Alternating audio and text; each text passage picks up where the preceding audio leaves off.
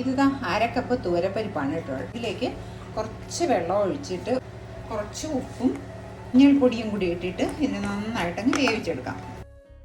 ഇപ്പം ഞാൻ ഒരു പാൻ അടുപ്പത്ത് വെച്ചിട്ടുണ്ട്. അതിലേക്ക് കുറച്ച് ഓയിലും ഒഴിച്ചു കൊടുക്കാം. കടുക് ഇട്ട് കൊടുക്കാം. എന്നിട്ടുണ്ട് കറിവേപ്പില, ഒരു 10-12 ചില്ലി ഫ്ലേക്സാണ്. അത് കുറച്ച് തേങ്ങ. ഉപ്പ് അവസാനം ഉണ്ടാകുന്ന നോക്കാം കേട്ടോ നമുക്ക്.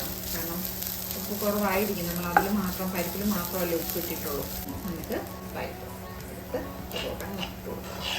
വെള്ളം കണക്കിരുന്ന് കഴിഞ്ഞാൽ അതൊരു കറക്റ്റ് ടെക്സ്ചറിലോട്ട് വരത്തില്ല.